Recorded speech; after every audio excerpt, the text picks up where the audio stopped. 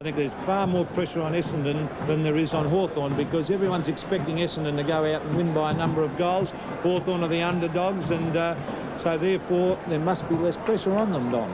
Well, I don't know. I think there's pressure on everybody at this stage, Peter, and I think that I thought Essendon could win, but you never know in grand finals, because good players are levelled by the pressure of the underdog, because good ordinary players can really lift themselves for important occasions. I think the big surprise, Don, I'd like your comment on this, is the fact that David O'Halloran didn't take his place in the reserves and is obviously playing in the senior lineup.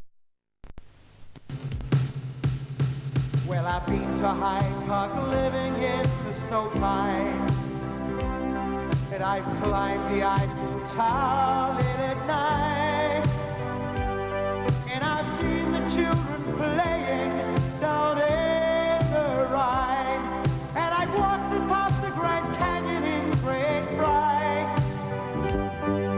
The seven wonders of the world, I stood and looked in awe, but there's something back in my hometown that gives me more. When the altar rolls, it's the greatest place of all. When the altar rolls, it makes you 9 foot tall. To see the fight for glory on the famous MCG. When the altar rolls, it's the greatest place of all. When the altar rolls, it's the greatest place of all. I remember the days my grandpa took me to see you. His great love was the mighty Aussie game, and his heroes became my idols as they strolled the MCG, and to be there for the big one was my aim. The seven wonders of the world, I stood and looked in awe, but there't something back in my hometown that gives me more. 'Cause when the altar rolls, it's the greatest place of all. When the altar rolls, it makes you 9 foot tall. See the fight for glory on the famous MCG. When the altar rolls, it's the greatest place of all. When the altar rolls, it's the greatest place of all. We'll be seen live throughout Australia through the 7 Network and associated stations. And at this point, we also welcome viewers throughout the world to this telecast of our Australian Rules Football Grand Final here in Melbourne, the capital of the state of Victoria. Through the expertise of OTC and via Intelsat, it will be seen and is being watched now in the United States of America and in New Zealand. It will be seen in the Netherlands, in Great Britain, West Germany, Italy, Canada, Japan, France, Ireland, Austria, Denmark, and Sweden. Estimates say that more than 80 million people will see this grand final today. We also recognise and appreciate the support of the Australian Tourist Commission and Qantas Airways for their contribution in making these international telecasts possible. The Victorian Football League also recognise Nissan as the official sponsors of this year's VFL season and this, the grand final of the Nissan football year. It is to these people we say thank you and welcome to the 1985 grand final. Thank you, Sandy. Well, since the early hours of this morning, football fans have been arriving in their droves for this final confrontation in the 1985 season, the VFL Grand Final between the Bombers and the Hawks. It's that day of the year when convention goes out the window and footy fever really does take over. The day when you paint your face in club colours and wear just about as much of the brown and gold or the red and black as you can possibly cram onto your body. The souvenir stalls, of course, have been doing a roaring trade. It seems almost every one of the 100,000 people here today will be showing their allegiance to either Hawthorn or Essendon. Hawk supporters like these can still well remember the sweet taste of victory that they savoured in 1983. While, of course, the Bomber fans will turn back the clock 12 months from today and that last quarter comeback which gave them the flag. And these fans are no doubt hoping for a similar result. So it's time for a quick drink before the battle begins. There's electricity in the atmosphere. And Sandy, this great arena is set to burst at the seams in just a few moments when the VFL Grand Final gets underway. Essendon have virtually a full list to choose from in their bid for back-to-back premierships. In the back line, they've named Mark Thompson, the ever-reliable Paul Weston, and last year's Norm Smith medalist Billy Duckworth. On the half-back line, watch for the driving defence of Glenn Hawker, Big Kevin Walsh and Gary Foes. The centre line is perhaps the most damaging in football today, with the experience of Brian Wood, the power play of Timmy Watson, and the determination of Merv Neagle. The half-forward line boasts the elusive Mark Harvey, rugged Roger Merritt, and skipper Terry Danaher. On the forward line, they've named former Swan District champ Leon Baker and high flyers Paul Salmon and Paul van der Haan. The rucks are former captain Simon Madden, the skillful Darren Williams and rover Tony Elshaw. Essendon have left their options open by naming Donnell, Carey, Ezard, Neil Clark and Hurd on the interchange bench. The Rugged Hawks have named the lineup they hope will be entered into the history books as the 1985 premiers. Hawthorn can rightly claim one of the best defences in the league with backman Peter Swab, the reliable Chris Mew and Gary Ayres.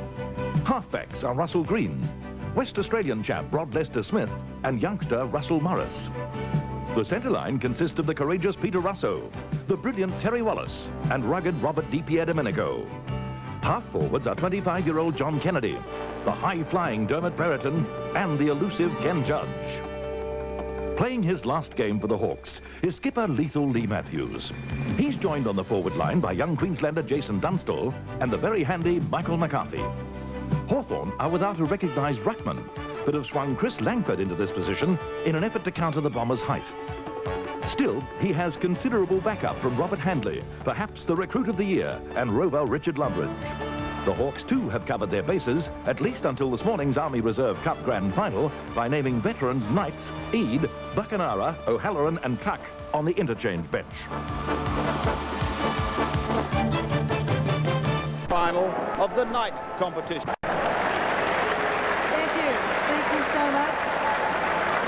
I can't tell you what this means to me, ladies and gentlemen, because I've sat up there in those stands as a little kid, and this is really a very special dream come true. And thank you so much for inviting me home. Thank you. Thank you.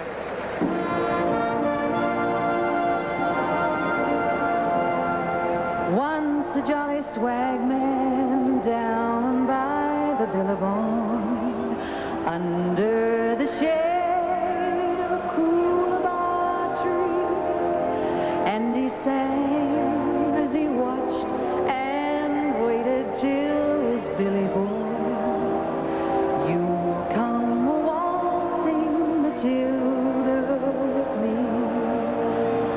Down came a jumbuck, that's a sheep, to drink at the Billabong.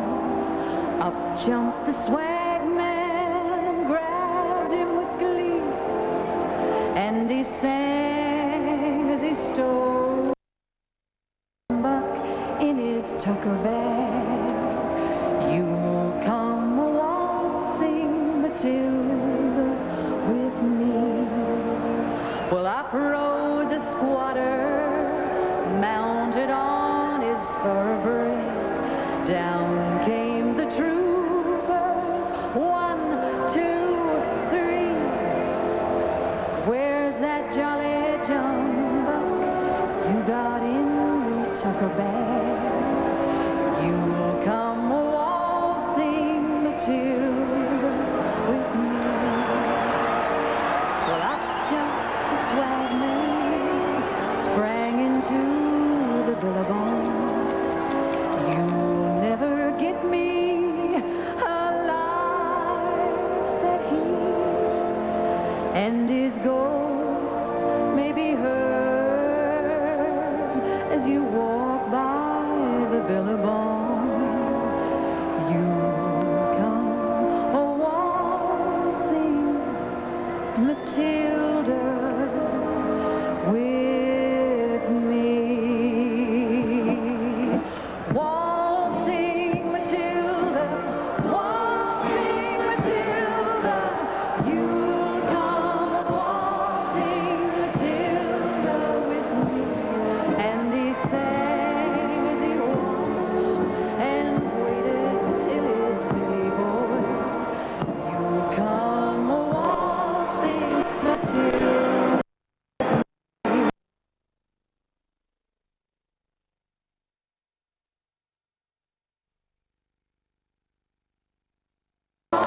Waltzing Matilda with me.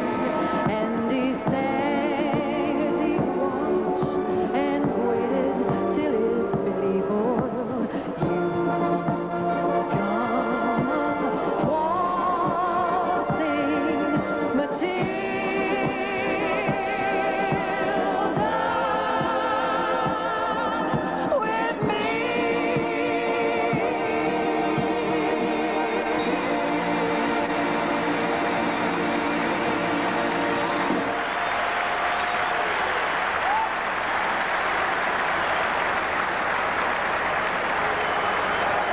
with me.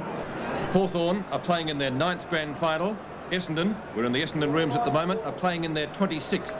Hawthorn have won 5, Essendon have won 13. If Essendon win this afternoon, they will equal the VFL record of Carlton. The two teams have met 5 times in a final. It's the 3rd time they've met in a grand final, 3 years in succession, and that's the first time that has happened in VFL history since the Page system of finals was introduced in 1931. And it salutes their captain Lee Matthews, who today is playing his last game. The two sides have met 36 times since 1970, Hawthorn holding an advantage of 21 to 15. So the stage is set for what I think is going to be a memorable contest.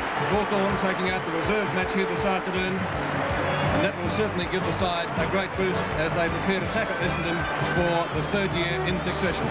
The Bombers won in 1984, Hawthorn won in 83.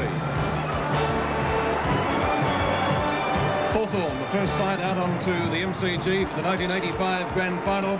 Bob Skilton, how do you see the two sides matching up? Well, I think you've got to look at Essendon and say, well, they've won 19 out of 22 games coming into the finals. They truly beat Essendon in the final, and Essendon, they truly beat Hawthorn, I should say, and they, they certainly deserve to be a raging hot favourite. But I've got a feeling that Hawthorn, they've got everything to gain and nothing to lose. It wouldn't be the first time that the underdogs got up. Well, I'll go along with that, Bob. Of course, grand finals are certainly different to any other game, Peter, and I've seen many grand finals, played in a couple, but I still get the lump in the throat and the tear in the eye when they run onto the ground. There's nothing like it, Lou. Essendon, as Bob said, only lost 3 matches during the course of 1985, and that truly in itself was a splendid effort under the coaching of Kevin Sheedy. They are the team to beat, the hottest favourite for many, many years in the VFL competition. And we don't know who their side is going to be, Bob, but they did name 5 players on the bench. Looking through the rooms there... Alan Ezard was there. Ezard was warming up. Who there do you he think is in will the be back. on the bench? There he is with Kevin Sheedy now. Who do you think will be on the bench?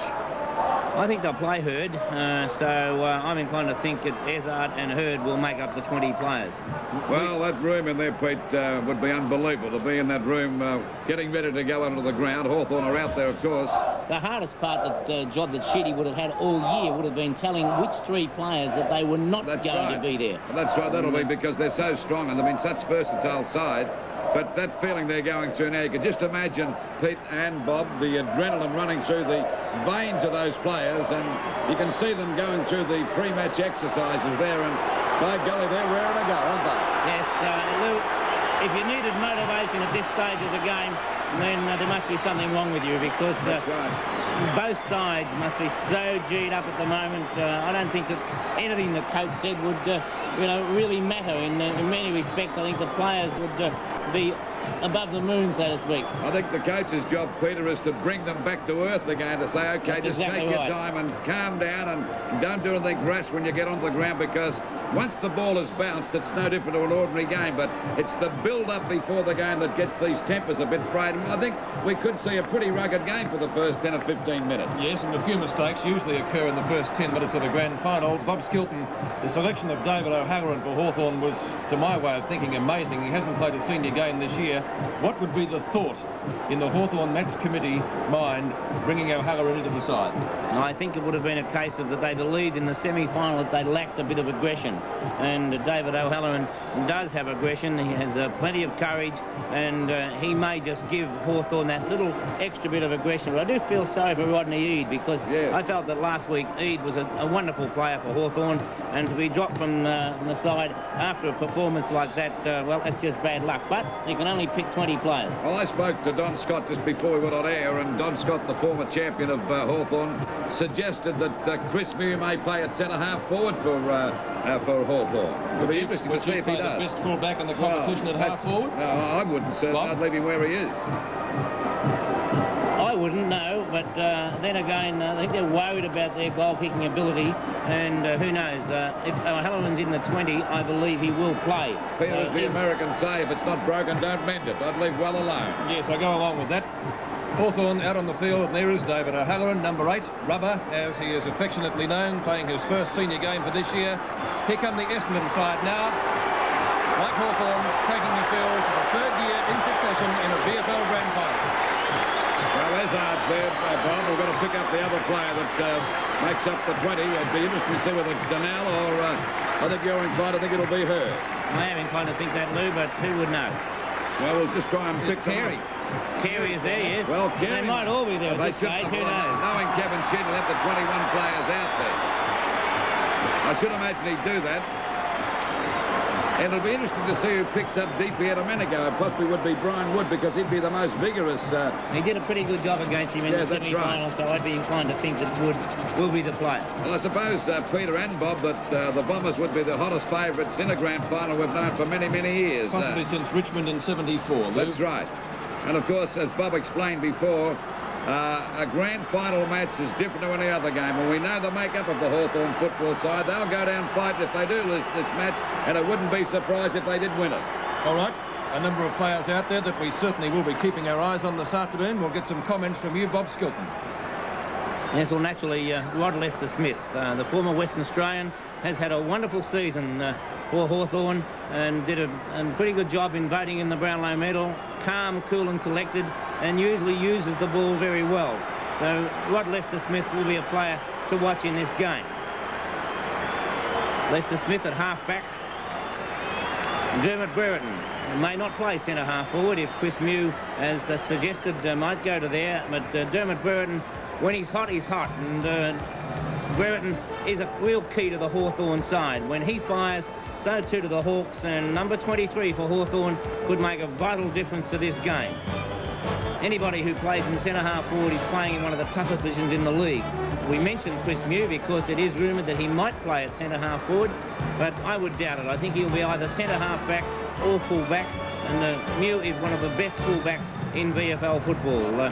Whether he's at centre-half back or full-back, he's got a big task. Salmon of Essendon or as selected Merritt, either player will be tough to mind. And talking about toughness, there is no player that puts in more from a physical aspect than Terry Wallace. Not from a point of view of handing out bruises and bumps and everything else, but in the fact that he's always in there at the bottom of the pack. There has probably been no greater trier in football than Terry Wallace in recent years. Lee Matthews bowing out of football today, and when you talk about great players, then Lee Matthews is right up there with the very, very best of them. There hasn't been any better player over the years than Lee Matthews. Year in, year out, he has performed, and that is the hallmark of a champion. And in fact, Hawthorn may not have been in the game today had it not been for one quarter last week of Lee Matthews. For Essendon, we've got their number 1 ruckman, Simon Madden. Since taking over the mantle of number 1 ruckman, he has proven, I think, that at the moment he can justly be considered the best ruckman in the VFL today. Whether up in the ruck or at full forward or thereabouts is always dangerous. An excellent mark, a dangerous player, no matter where he might be. Timmy Watson's performance the other night in the Brownlow medal was nothing short of magnificent. Essendon, as a club, picked up 17 first votes and 16 second votes out of 22 games, and Timmy Watson bowled magnificently. He has put in a great season, and there is no finer player in the league. The marking power of Essendon, Paul van der Haar is one of the players that really brings home the marking power of that side. And van der Haar, a very, very dangerous player, and if Hawthorn can curtail the aerial work of van der Haar and the other players, then Shane Hurd, Frank Dunnell, two of the players who may have been in the side today, just missed out. Merv Neagle, another one of the players, and so there is Merv was selected on the wing, will not be playing also, and that is bad luck for Essendon because he's a very, very dangerous player. All right, the players are gathering downstairs for the toss, which will be made in just a couple of moments. Both teams lining up out there. Yes, Neagle, one of the best centre players in the VFL competition, Bob, and they sadly will miss him, won't they? The dash of Neagle, he runs downfield. When he does gain possession, he tends to break up the forward line in a manner, break up the back line, I should say, in a manner that really does set up goals. All right, our man on the ground is Peter Donegan, and Peter's going to tell us all about the toss and who wins it. Here he is. And the toss has been won by Terry Danaher of Essendon. He'll be kicking to the Jollymont end. Terry Danaher winning the toss and kicking to the Jollymont end of the ground. And that, of course, is to the left-hand side of the screen. So first blood to Essendon with the toss of the coin. Right, thank you very much, Peter. Any advantage to that end, Bob, from the reserves match as you saw it? That's one great thing about the MCG, Pete. Because of the structure of the stands and everything else, you can score at both ends of the ground. OK, well, as I mentioned, Hawthorn and Essendon have met 5 times in finals. They've now played in the last 3 grand finals. We look at some highlights of those.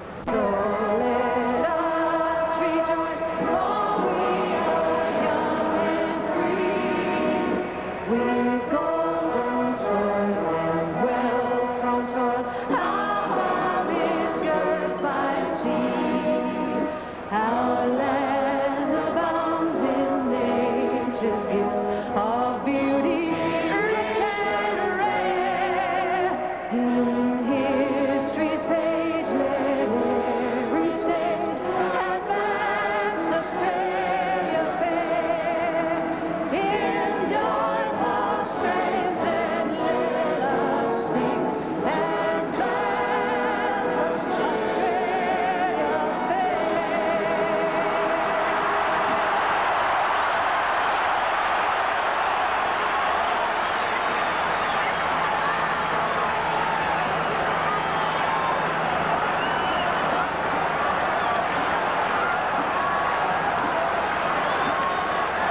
Advance Australia Fair, and that concludes the preliminaries, and the stage is set for the 1985 VFL Grand Final. The marching girls are making their way off the MCG, the players going through further warm-ups.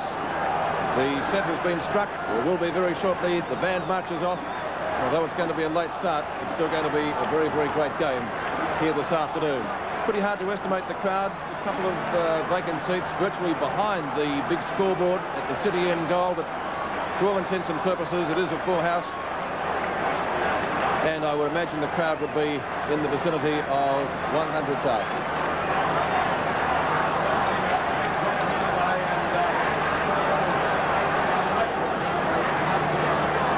Of course, it makes you feel great, Bob, to be at the ground. As I said before, it doesn't matter how many games you've played and how many games you see. Every year is a different scene, and you still get the same feeling about it, don't you? There's a real buzz, Lou, that you have at a grand final that you have at no other game. There is the Hawthorn Grange Trust, alongside them the Essendon Grange Trust. Hawthorn coached by Alan Jeans, Essendon by Kevin Sheedy. And the emotion that would be going through these players at the moment would be absolutely fantastic.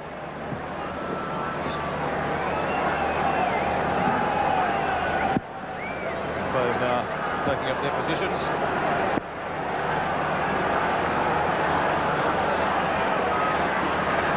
So Essendon will be kicking to the left in the opening quarter, and Hawthorn will be kicking to the right. Judging by the flags on top of the scoreboard, Essendon will be kicking to the end, favoured by the breeze, but the way it does swirl around the MCG Stadium, it probably won't favour them either end. Well, the Hawthorn bench is a surprise. Russell Green and Ken Judge, Pete. Well, Judge, of course, spent the first quarter last week on the bench, Bob, didn't he? And then came on and kicked 4 goals.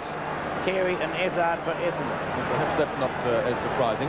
Well, Russell Green, Bob, hasn't played that well over the last few weeks. He showed a little bit better form last week.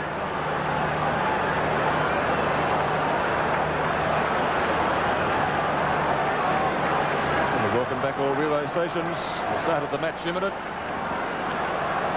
Umpires this afternoon, Ian Robinson, a veteran of 300 games, and Peter Cameron, who will be umpiring his first VFL Grand Final. Our congratulations to both the men in white, and we certainly wish them the very best of luck this afternoon. What a lot of pressure they have on them. Now, Halloran looks as though has lined up on Salmon. Brereton is at half forward.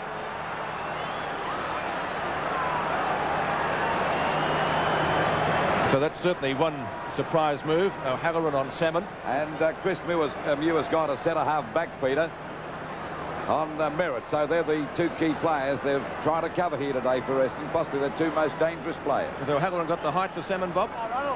Well, it's hard to tell, Pete. I don't think anybody's got the height for Salmon, so you may have to try and play him a different way.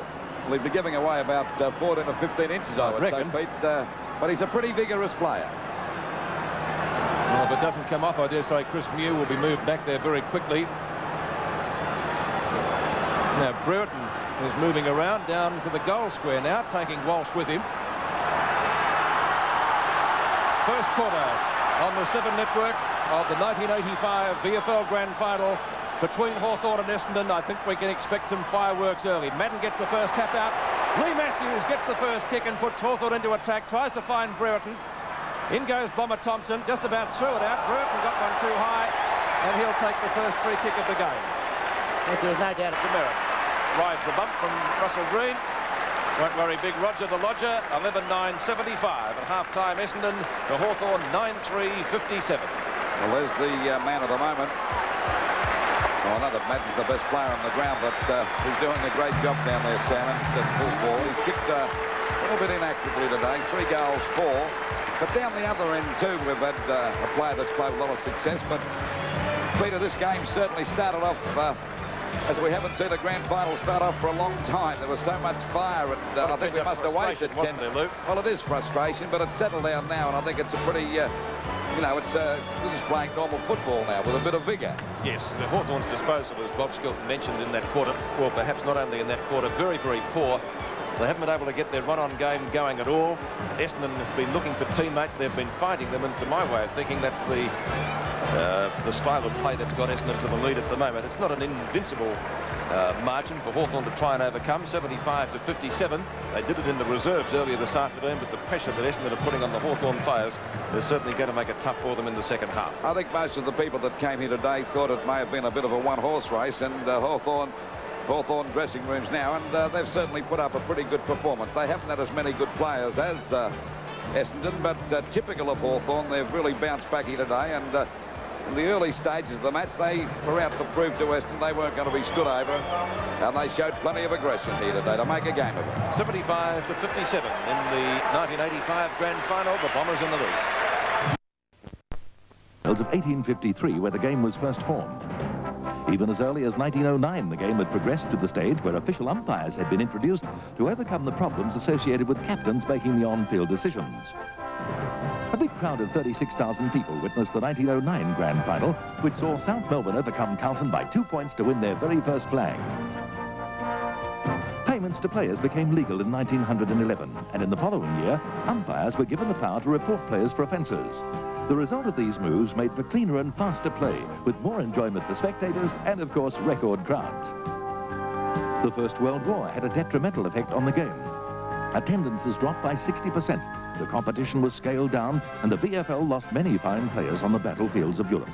After the war, the VFL attracted the crowds back, and Essendon was the glamour side, winning the flag in 1923 and 24. In 1925, 3 new clubs were admitted to the VFL, Footscray, North Melbourne and Hawthorn, bringing the league up to the 12 existing sides. 5 years later, the Depression hit. Thousands of men were out of work. Families were dispossessed. People starved. Football boomed at this time as people tried to escape the grim reality of a dark and gloomy Melbourne. The glamour side of the 30s was South Melbourne, but despite contesting 4 grand finals, they could only manage 1 flag in 1933. By the time the 1940 grand final had arrived, the world was again at war. Young men flocked to enlistment centres, and attendances at VFL games were down by an average of 66,000 a week. There were even thoughts of cancelling the competition in line with the VFA's move. However, the 1940 grand final went on, and Melbourne, under strict instructions to keep the ball away from Richmond star Jack Dyer, took their 2nd flag in a row. Everyone wanted to forget the war, and by 1949, Melbourne was back to normal. Essendon took on Carlton that year, and young Essendon star John Coleman kicked his 100th goal in the grand final, his first season in league football. The 50s belonged to Melbourne. The Demons ruled supreme, winning the flag in 1955, 56, 57, 59 and 1960. Coached by the legendary Norm Smith and inspired on the field by Ron Barassi, Melbourne could do no wrong. This brought the VFL into the 60s under the gaze of a brand new medium, television. The popularity of the game soared as 7 different clubs took out premierships. The most memorable was that of 1966, which saw St Kilda win their first flag by just 1 point. The VFL's progression continued into the 70s with the completion of VFL Park in 1970. In the grand final of that year, Carlton's Alex Jazelenko took possibly the most famous mark of all time. The grand final of 1977 saw a thrilling finish between Collingwood and North Melbourne, resulting in only the 2nd drawn grand final in football history. The 80s saw the first interstate club established as South Melbourne became the new residents of the Sydney Cricket Ground, changing their name to the Sydney Swans. The rough and tumble game of 125 years ago has given way to spectacular athletic skill that is reaching millions of people throughout Australia and the world. The scores at half-time in the 1985 grand final. The Bombers are 11 goals, 975 to Hawthorn, 9 goals, 357. At this stage, let's go down to our men on the ground, the 2 Peters. Thanks very much, Louis. Well, the situation, as Lou just said, 18 points the difference at half-time. Peter McKenna halfway through that quarter, it looked as though Essendon were going to get right on top. Full credit to Hawthorn, though. They fought back well. They certainly did fight back, but then towards the last couple of minutes of that quarter, Essendon got on top again, and but for some bad kicking, Peter, I think they should be a lot further in front. Paul Salmon holding his marks beautifully down there, and unfortunately for Essendon, his kicking has been off. Well, both sides have got someone to kick to because Salmon's firing and so is Dermot Brereton at the other end of the ground. Well, they've needed Dermot firing down at full forward. He's played a magnificent game. He's kicked 5 goals, and young Dunstall hasn't been in the players yet. The other forwards haven't done all that much. I was surprised that Ken Judge didn't come on the ground far earlier than what he did, because he is capable of kicking goals. Simon Madden is playing a marvellous game in the ruck for Essendon and also doing some good work around the ground. I think this is the key to the whole game. I think at the centre bounces, Pete, that Hawthorn have had all sorts of problems. Madden has absolutely dominated. He's taken 8 or 9 marks. I'm not sure the exact amount, but certainly be at least 8. And they haven't been able to counter him. They've tried McCarthy, and they've tried a couple of other guys in there, Langford, but it hasn't worked. Madden has really taken over. Okay, in one word, who's going to win the game?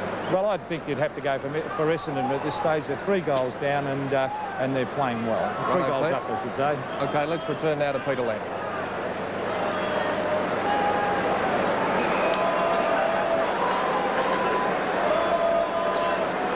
Thank you, gentlemen, and the battle to start again in a couple of moments. Essendon led by 9 points at quarter time. They doubled that lead to 18 points at half time. And as we, in fact, said before, they probably could have led by a lot more. Well, we certainly hope that our friends right throughout the world that are enjoying this direct telecast, we say thank you very much to the boys at OTC. Sheedy, accompanied by some members of the constabulary, making his way up to the coach's box. We'd be pretty happy with the situation at this particular stage, but this fella's done a marvellous job. Bob Brereton down there at full forward, kicking 5 goals out of their total of 9. This has been a shining light up there, Lou. In fact, you know, even though he's kicked 5 goals, I think it's time for Brereton to come out a bit, because he's playing so well. I'd be more inclined to put him into the play. You bring him out to centre half forward after kicking 5 goals? I would. Well, that's a comment made by a triple Brownlow medalist, and last week he did suggest that Skilton should, not Skilton, but Matthews should come onto the ground, and I'm quite sure Bob would have rushed out if they asked him.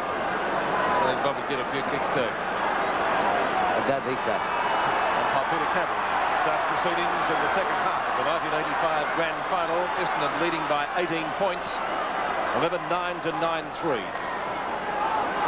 Schwab with the first kick of the second. It would need a major reversal of form for Hawthorn to get up. Bob Skilton, can you see it happening? I certainly cannot, Pete. When you consider that you're able to take Simon Madden off the field and give him a rest, I think you know, anyone else must look at it and say, if only we were in a position to be able to do that.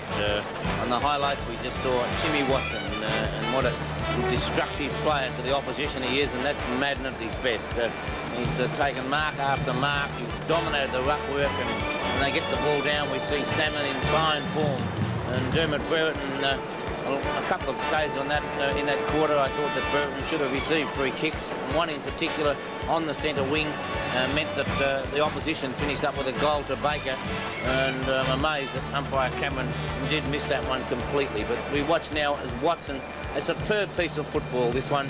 Took the ball away from defence, a long hand pass to Elshaw, and Essendon off and running. I do notice that Tuck has been going everywhere that Watson has in the latter stages of that quarter. And here's another of the Essendon stars, Mark Thompson, normally a back pocket player, but playing on the ball in this second half, and has been a superb player in that quarter. And that was the one I was talking about. There was no doubt that was a free kick, as it finishes with Baker and a goal.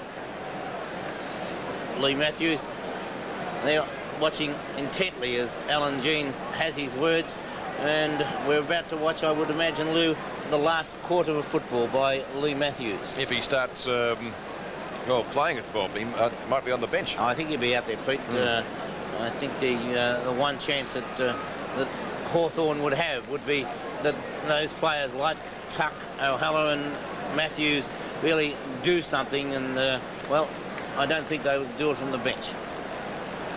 Okay, 30 points the difference at three-quarter time. Now let's go down now to Peter Donegan and Peter McKenna for further comment on the boundary line. Right, Pete, well, as you come down, light rain starting to fall here at three-quarter time. Peter McKenna, an interesting tactic employed there by Kevin Sheedy. Simon Madden looked to be best on the ground, then finished up on the bench. I think that they had that plan well and truly before the game, Pete, that they're going to give him a rest at the 15-minute mark. They've got tall timber. They took Roger Merritt off. They brought Van der Haar back on. It's obviously a planned tactic by Kevin Sheedy. He does it regularly. Flashes of brilliance from Timmy Watson again in that quarter.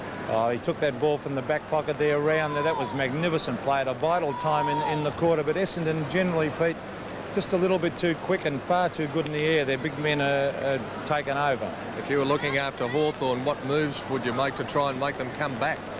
Well, it's very, very difficult. They moved Brereton out to centre half forward, but they really haven't got the big man power. They brought Lee onto the ground in that third quarter, but that hasn't really worked either. I just think they're undermanned. They've got a lot of players down at the moment, and in fact, they did some strange moves right from the start, I thought, and but still, I think they'll be battling from here on in.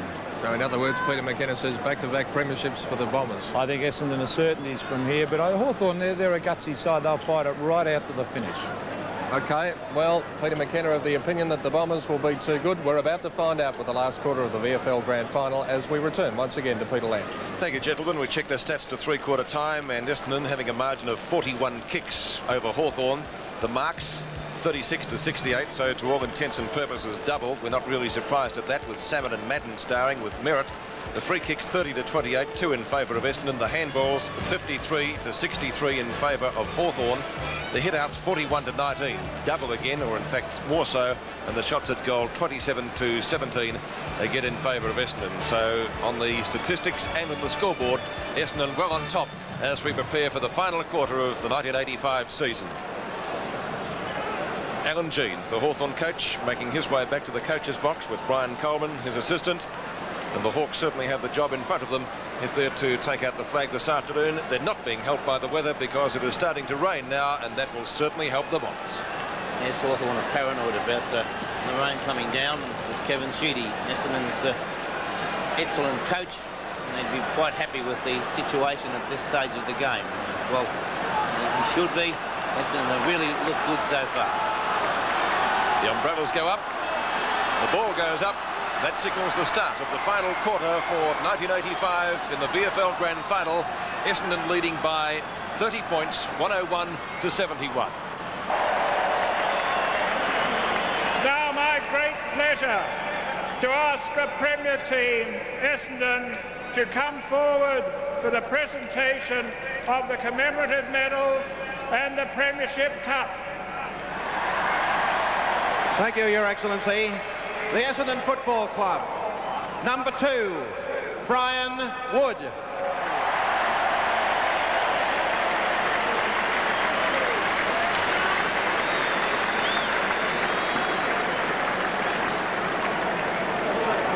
Number 3, Paul Salmon.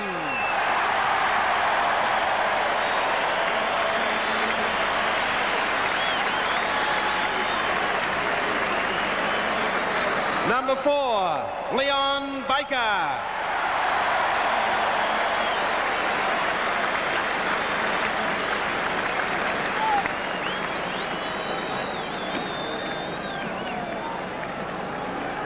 Number 8, Neil Clark.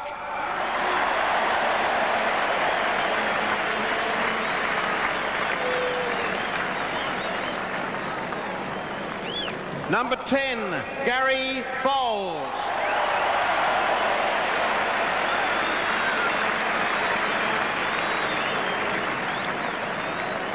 Number 13, Darren Williams.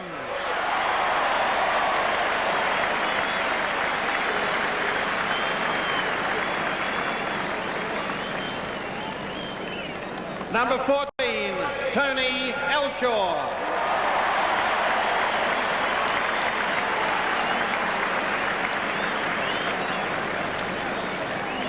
Number 15, Alan Ezard.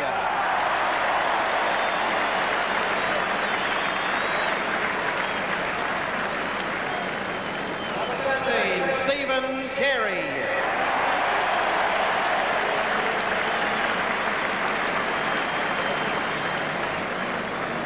Number 18, Paul van der Haar.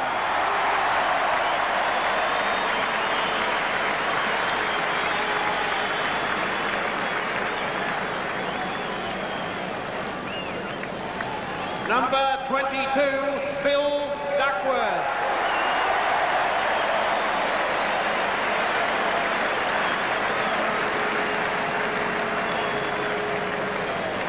Number 25, Roger Merritt.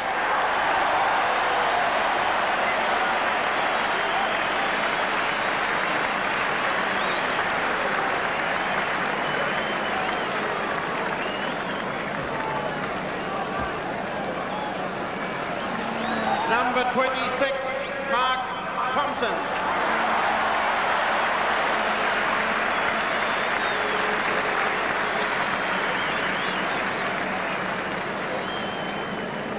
Number 27, Simon Madden.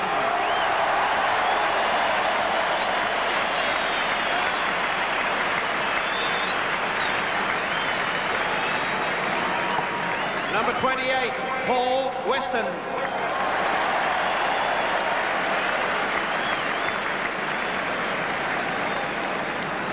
Number 30, Kevin Walsh.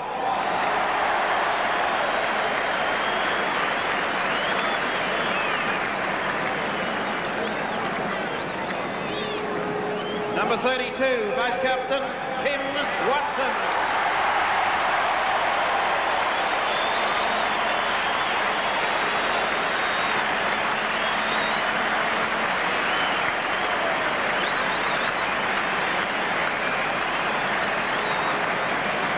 Number 33, Glenn Hawker.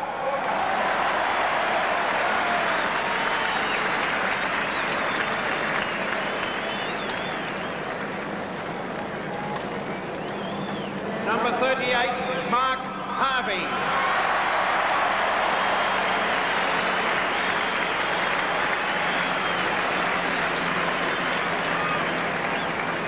Coach, Kevin Sheedy.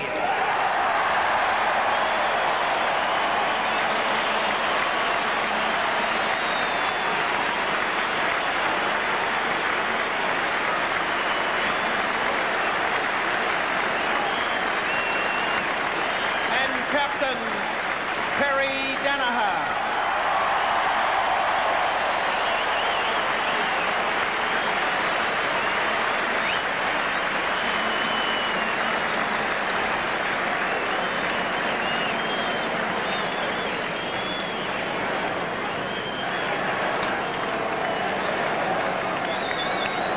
And now, ladies and gentlemen, His Excellency the Governor to make the presentation of the Premiership Cup to captain and coach of the Essendon Football Club, Kevin Sheedy, Terry Danaher.